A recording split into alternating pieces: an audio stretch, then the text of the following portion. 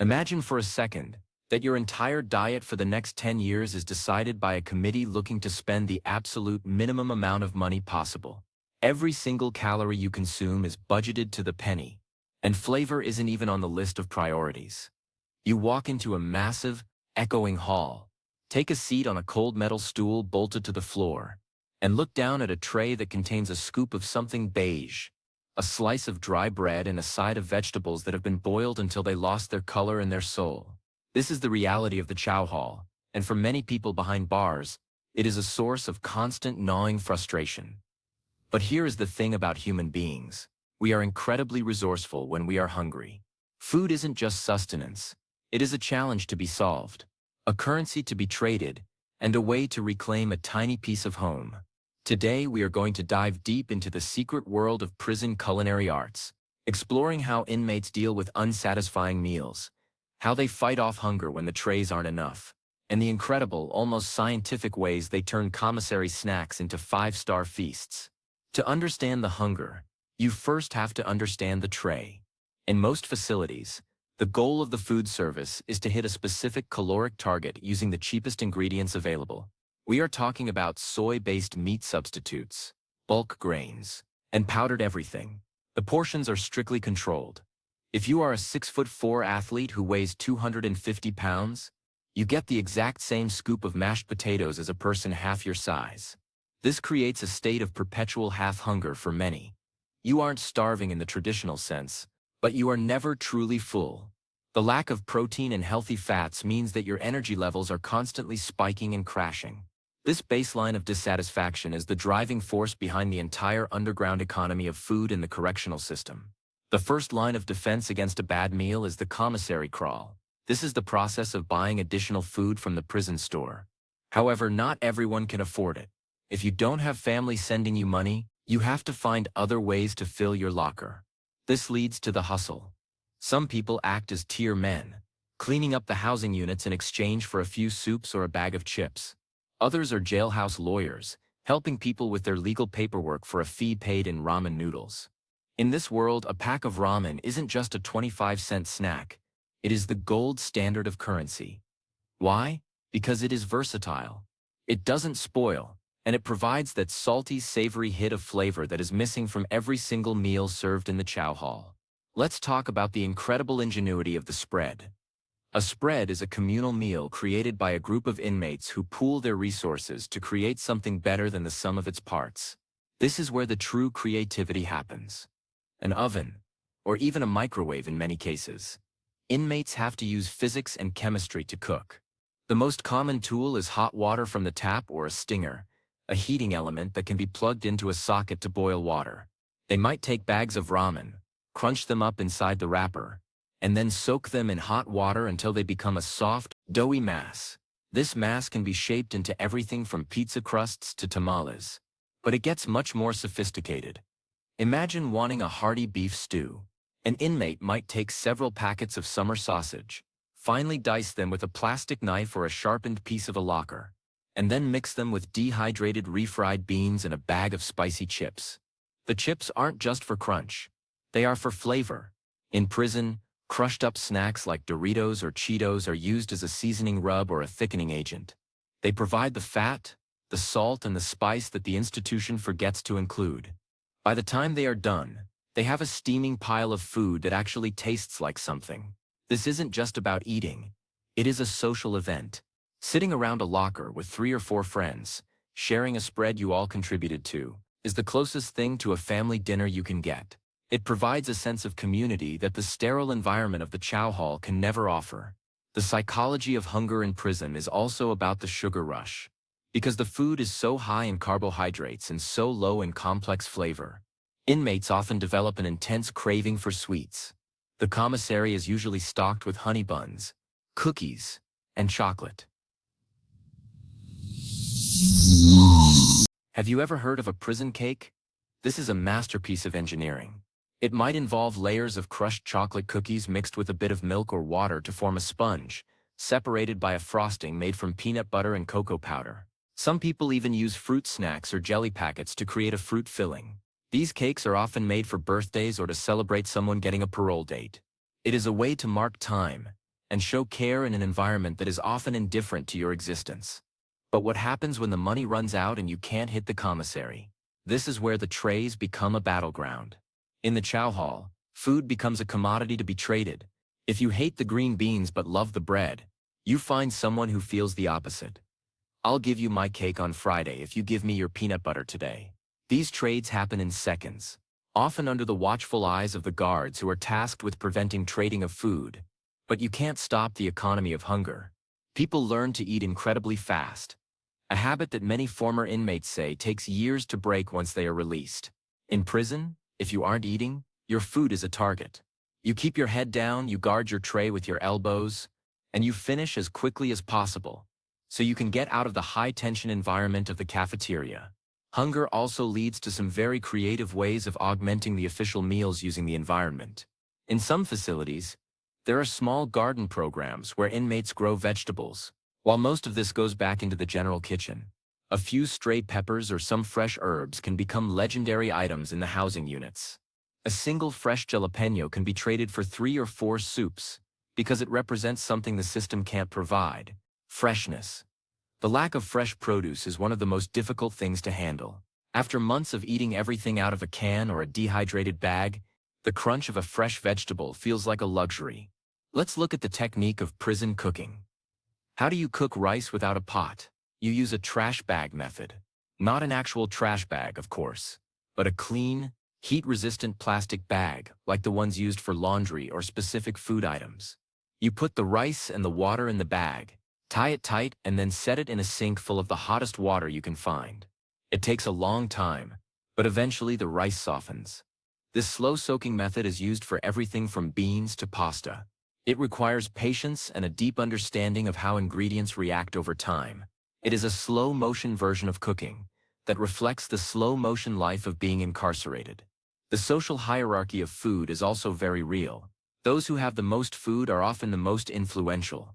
If you have a locker full of snacks, you have power. You can hire people to do your laundry, you can pay for protection, and you can build alliances. Conversely, being hungry is a sign of being at the bottom of the social ladder. It makes you vulnerable. This is why people go to such great lengths to hide their food. A shakedown, where guards search the cells for contraband, can be devastating not just because you might get in trouble, but because they might confiscate your stinger or your extra food supplies.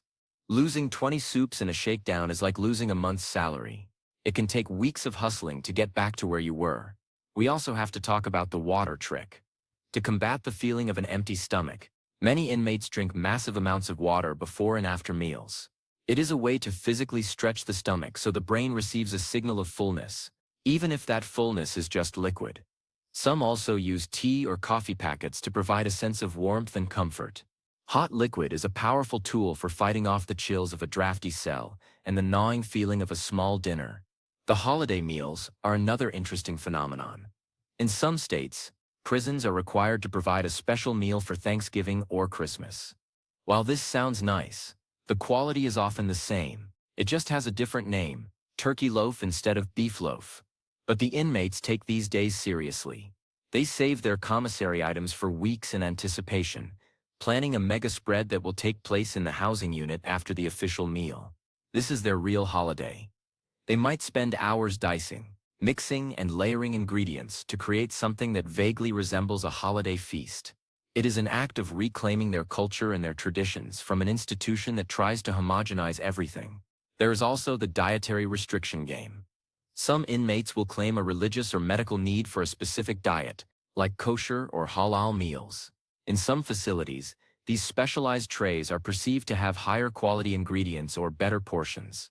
This creates a strange situation where people are adopting a religious lifestyle just to get a slightly better piece of chicken or a fresh apple. The administration tries to monitor this with interviews and tests of faith. But the hunger drive is a powerful motivator to learn the tenets of a religion just for a better tray. It shows how far a person will go when they are deprived of the basic satisfaction of a decent meal. Let's talk about the smell. Prison is an environment of many smells, most of them unpleasant. But when someone is cooking in their cell, the scent of ramen seasoning or summer sausage drifts through the vents. This can be a source of tension or a source of joy. For the person cooking, it is a triumph. For the person in the next cell who hasn't eaten in 6 hours, it is a form of torture. This is why cooking is often done at specific times of the night when the guards are less active, and the air is still. It is a covert operation, a secret mission to find a moment of peace through flavor. The lack of spices is another major hurdle. Most prison food is incredibly bland. To fix this, inmates become masters of the condiment heist. Pepper, or hot sauce from the chow hall, hidden in their socks or waistbands. Getting caught with extra salt can actually result in a disciplinary report in some places, which seems absurd to someone on the outside, but it is part of the control mechanism. The most prized possession is often a bottle of hot sauce from the commissary. It is the universal fix-it for bad food. It can cover the taste of a poorly prepared meat substitute and provide the endorphin rush that comes with spicy food. Hot sauce is traded like fine wine in the yard. The bread is also a vital part of the survival strategy. Prison bread is often thick, dry, and white. Inmates will take the bread back to their cells if they are allowed, and use it as the base for sandwiches made with commissary tuna or peanut butter. Or they might dry it out even more to create crackers for a dip they made. In the world where nothing is wasted, even a stale heel of bread is a precious resource. You see people being very careful with their bread, wrapping it in plastic or a clean t-shirt to keep it from getting even harder. How does this impact someone's health in the long run? The high sodium and high carb diet is a recipe for long-term issues. When you are eating ramen and salty snacks every day just to feel full, your body takes a hit. Hypertension and diabetes are common in the aging prison population. Many people try to counteract this by working out in the yard, but it is hard to build muscle when your primary protein source is a soy patty once a week. This creates a skinny fat physique that is common among long-term inmates. They are active, but they are malnourished in terms of the micronutrients the body needs to thrive.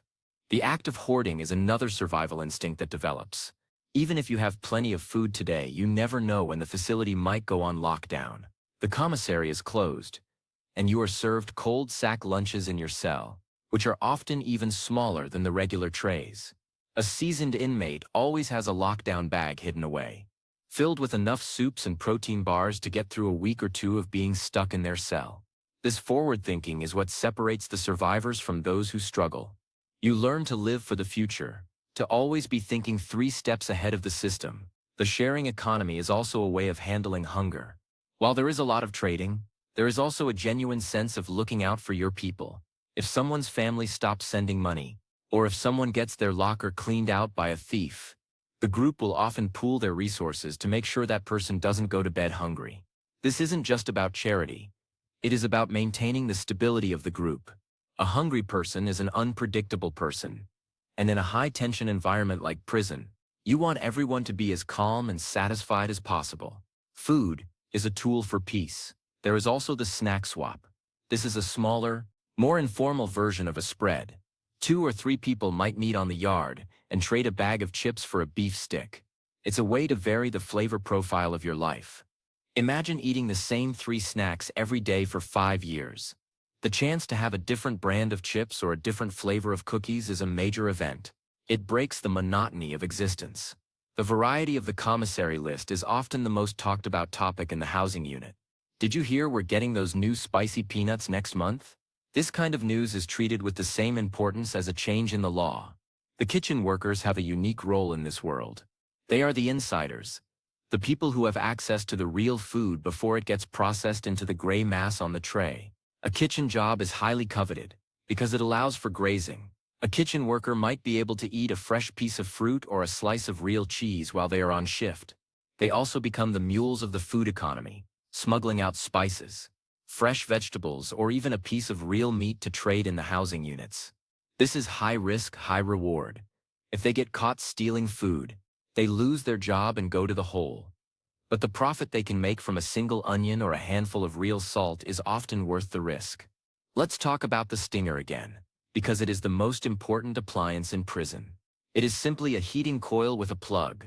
In the hands of an inmate, it is a stove, a heater, and a lifesaver. They use it to boil the water for their spread, to make coffee, and even to steam their clothes. Because they are often considered contraband, they are hidden with ingenious care. They might be stashed inside a hollowed-out book, or behind a loose brick in the wall. The sound of a stinger clicking on is a signal that life is happening, that the underground kitchen is open for business. The hunger also affects the dreaming. Inmates talk about food more than almost anything else. They describe their favorite meals from the outside in vivid, agonizing detail. They talk about the first place they are going to go when they get out. I'm going to that burger joint on 4th Street, and I'm getting a triple patty with extra cheese and 2 shakes. This food talk is a way to escape the reality of the beige scoop on the tray. It keeps the memory of the free world alive. It is a form of mental sustenance that provides a hope for the future. The pacing of eating is also something people develop.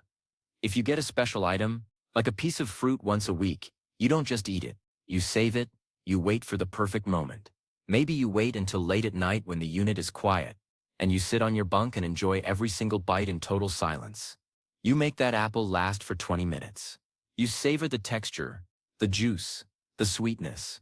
This mindful eating is a way of showing yourself that you are still human, that you still have the capacity to appreciate the good things in life, even if they are few and far between. The hunger strikes are the most extreme version of the food story. When conditions become unbearable, inmates will refuse to eat as a form of protest. This is a desperate move, as it puts their health in immediate danger. But it is one of the few tools they have to get the attention of the administration and the public. A hunger strike is a collective act of will, a statement that their dignity is more important than the half-hunger they live with every day. It shows that food is not just about the stomach, it is about the power dynamic between the individual and the state. In the end, the story of food in prison is a story of the human spirit refusing to be flattened by a beige scoop of mash. It is about the ability to find flavor in a world designed to be bland, and to find community in a place designed to isolate. Every time an inmate makes a spread, every time they trade a soup for a secret spice, they are asserting their identity. They are saying that they are more than just a number to be fed on a budget. They are people with tastes, memories, and a drive to make the best of a difficult situation. Hunger is a powerful force, but creativity is more powerful. The jailhouse chefs who can turn a bag of chips and a ramen pack into a meal that 4 people can enjoy are the unsung heroes of the yard. They provide more than just calories. They provide a moment of joy, a distraction from the walls, and a reason to sit down with a friend and talk about something other than their case. As we look at the reality of prison food, we should remember that the way we feed people is a reflection of our values. But even more so, the way people feed themselves is a reflection of their resilience. Thank you for exploring this hidden culinary world with us. It is a reminder that no matter how much you take away from a person, you can't take away their ingenuity and their desire for a little bit of flavor in their life. The next time you sit down to a meal that you chose, cooked, and seasoned exactly how you like it, take a second to appreciate the simple freedom of a full stomach and a tasty plate. It is a luxury that millions behind bars are working every single day to replicate with nothing but a bag of ramen and a will to survive. Stay curious, stay empathetic, and keep your appreciation for the small things in life high. Until next time, stay safe and keep learning.